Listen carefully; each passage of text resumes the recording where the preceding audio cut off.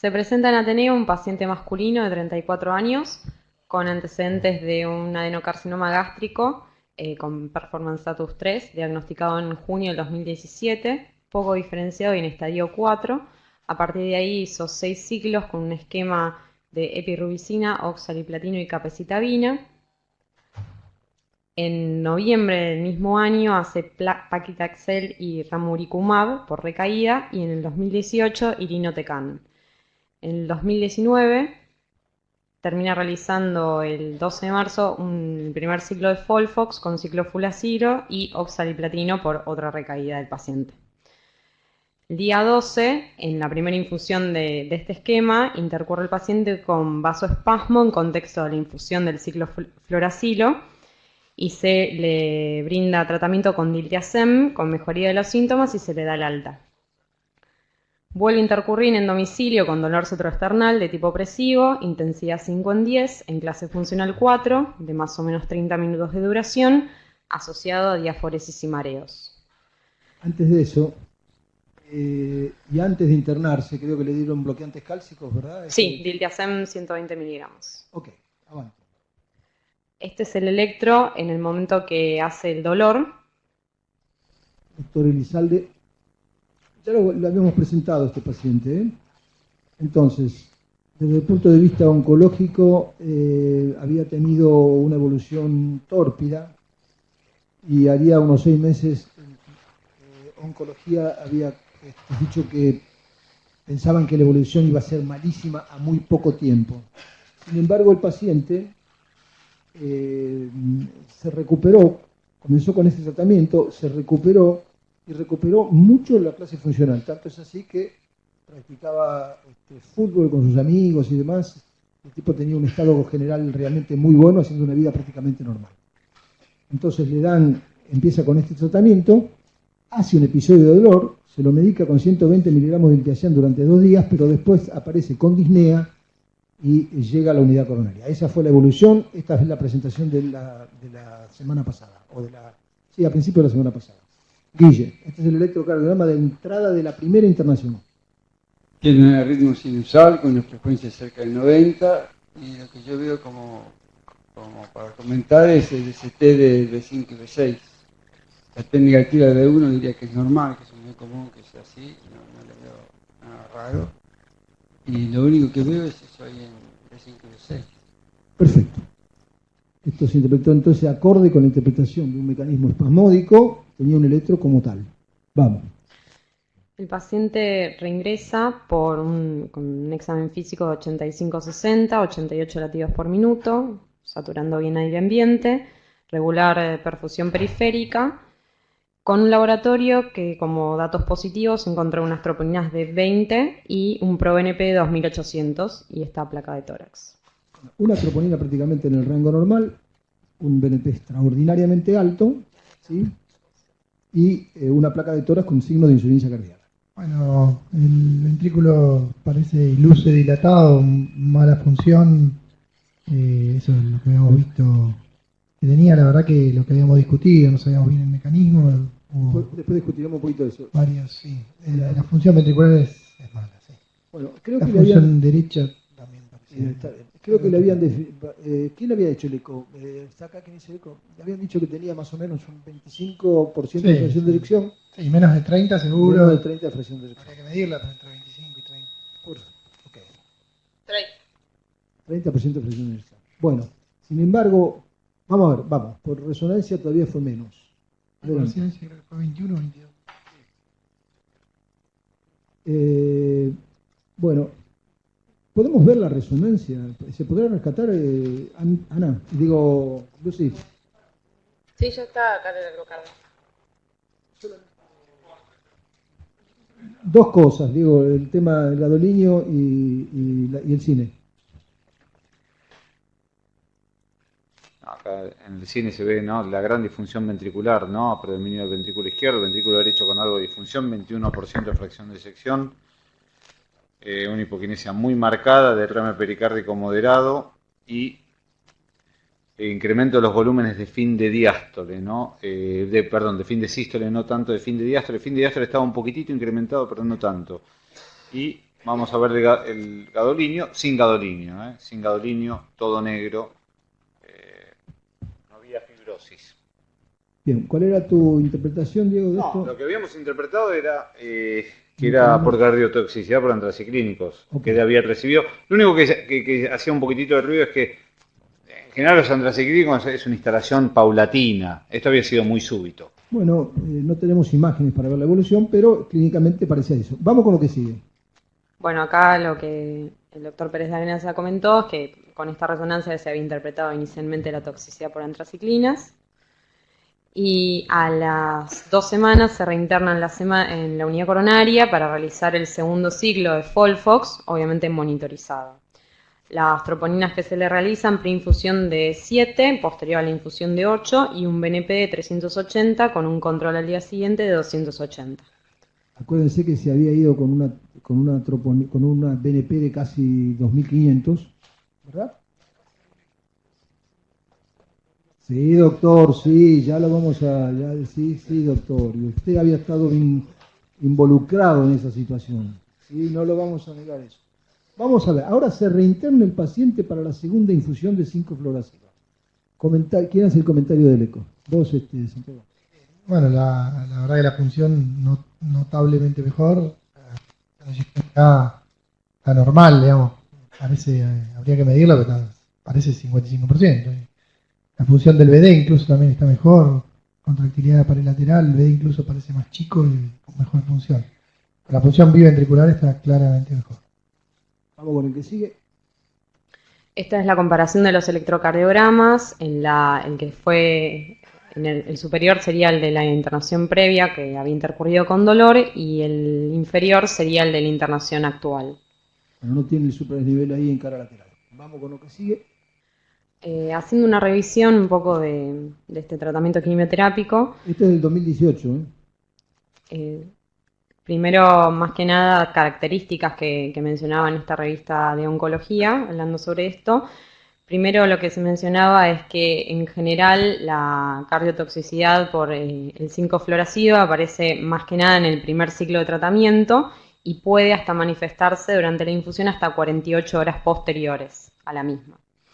Como factores de riesgo, señala principalmente la edad, pacientes mayores de 55 años con más riesgo, el clearance de creatinina por debajo de 30 y factores de riesgo cardiovasculares ya preexistentes.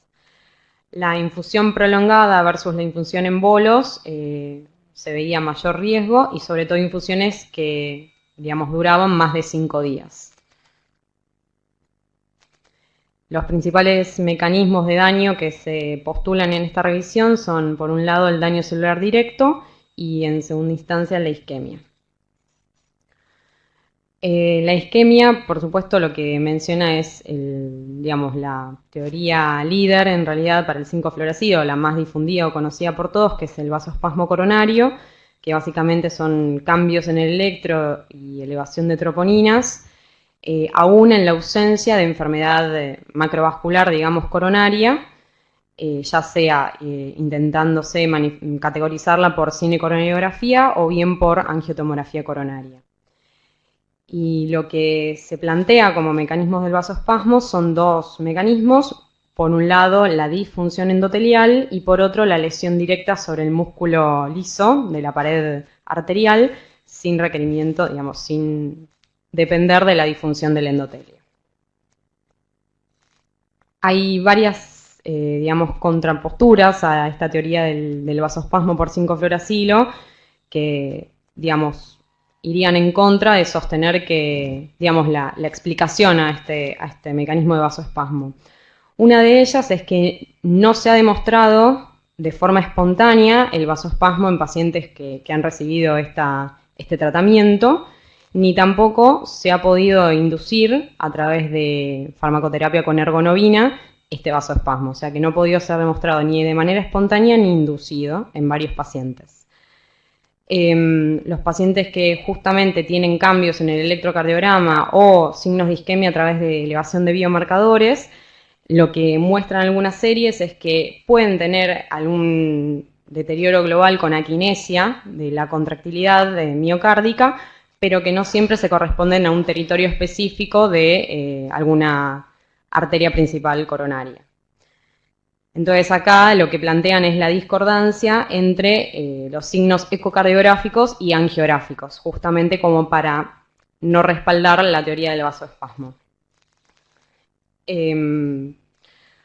Otro punto a señalar es que estos mecanismos de vasoconstricción podrían ser observados en pacientes durante o bien más posterior a la infusión de la quimioterapia, del 5-fluoracilo, que no necesariamente tiene que ver con el vasoespasmo de que se manifestaría en el mismo momento de la infusión.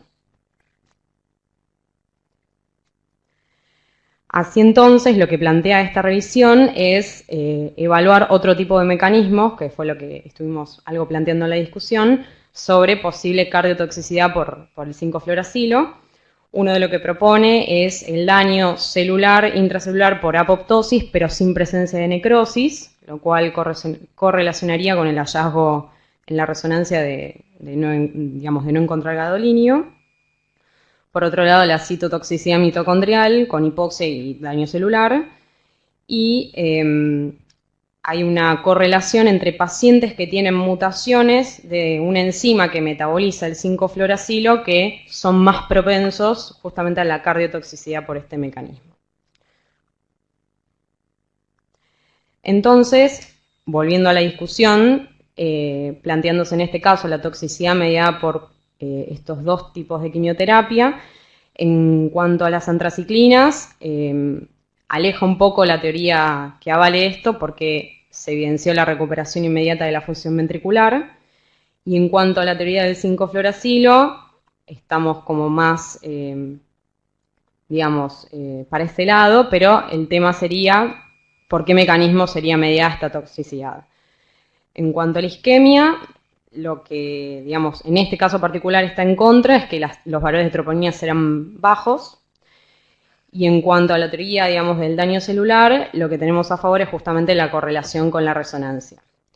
Y otro interrogante es encontrar la razón por la cual en la segunda infusión que se hizo al paciente monitoreado en unidad coronaria, el paciente no presentó complicaciones, ni siquiera, ni cambios isquémicos en el electro, ni clínicos, y hasta mejoría en la función ventricular, encontrando salvedades entre la primera y la segunda internación. Lo que había pasado en la primera es que el paciente había hecho dolor y por ende había recibido bloqueantes cálcicos. Y acto seguido, a las pocas horas, se intercurrió con la insuficiencia cardíaca. Muy bien. El anterior, entonces si pensó que era la antraciclinas, no lo es. El doctor Doval señaló que podía ser el 5-fluoracilo. Creemos que fue el 5-fluoracilo, no mediado por isquemia, porque tiene resonancia negativa para isquemia y troponina negativa para isquemia, y sí mediado por daño celular. ¿Por qué la segunda infusión no le produjo nada? Es una duda. La pregunta es si hubo una interacción entre los bloqueantes cálcicos que le dieron por el dolor y el 5-fluoracilo. Comentarios. Doctor Santiago de Campo.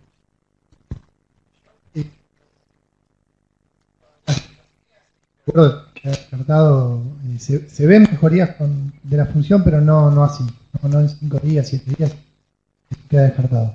Lo del 5-fluoracilo me parece que cuando uno lo interroga, es que cuando empezó a recibir la droga, a los 15 minutos empezó el dolor.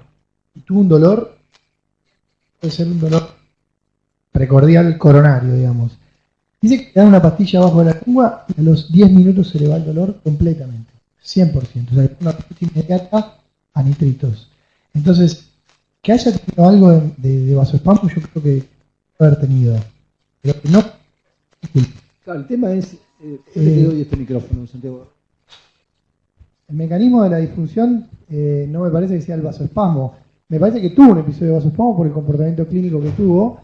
Y me parece que lo que decía el doctor Doval es así. Me parece que además del vasoespasmo sumó otro mecanismo mitocondrial, energético, celular, si se quiere, que puede justificar esa disfunción. La verdad es que, por lo que vimos en la revisión esta, es mucho más raro que el vasoespasmo. Por eso la resonancia nos orientaba un poco, pero porque pensábamos en vasoespasmo, digamos. Le echamos la culpa a las antraciclinas porque dijimos vasoespasmo no tuvo, tendría que tener edema, tendría que tener gadolinio, no tenía nada. Entonces dijimos, bueno, debe ser las antraciclinas. Pero la verdad que ahora, viendo cómo mejorar la función, me parece que... ¿Por qué en la segunda infusión? ¿Por qué en la segunda infusión? Muy buena pregunta. Ahora, no sé, la verdad que no lo sé. No sé si los bloqueantes cálcicos están haciendo algo, si todavía no lo vimos, porque lleva 24 horas, o si fue una reacción idiosincrática la primera vez que lo recibió y ya no lo va a recibir más. La verdad que no lo sabemos, pero lo que hablábamos hoy, cada vez que le demos esto, me parece que tenemos que tener unidad coronaria y monitorizar. No, eso sí, sí. No, el caso para mí está buenísimo, deja muchísima enseñanza. Lo que no sé ahora, en esta última infusión, ¿fue con o sin bloqueantes cálcicos? Sin. Una semana que no tenía bloqueante. Bueno, ¿algún otro ¿Cómo? Si hubiese estado indicado con bloqueante cálcico... No, es al revés. Es al revés. No, si en la segunda vez no tenía, a lo mejor es función ventricular. Bueno, ¿algún otro comentario? ¿No? Bueno, habría que monitorizarlo bien, estar seguro que en 48 horas se están cumpliendo, y repetir la resonancia para tener bien documentado el caso, porque sería como para comentarlo. Bueno, vamos con... En realidad, la bibliografía dice que algunas veces le dan nitritos y otros bloqueantes, no se sabe nada de cuál es el efecto realmente que tiene este tipo de intervención. Bueno, sí, Hernán. ¿Sería lógico frente a esta historia que en la próxima dosis del quimioterápico reciba también bloqueantes cálcicos? La interpretación, no, porque no pasó nada, yo me quedaría tranquila, porque no es lo que dijo Santiago, lo coincidimos, es probable que haya tenido espasmo, pero ese episodio no explica la disfunción global, porque tiene troponina negativa con un 20% de fracción de eyección por resonancia. No puede tener un mecanismo isquémico con esa resonancia, con ese caso, y tampoco tuvo edema en la resonancia, no hay nada de eso, así que a lo mejor tuvo un espasmito y después vaya a saber por qué cuernus, hablando en latín profundo, apareció la disfunción ventricular. ¿Y por qué ahora no la hizo? De esto quedan dos interrogantes que serían como para explicarlo. Bueno, vamos con el próximo caso.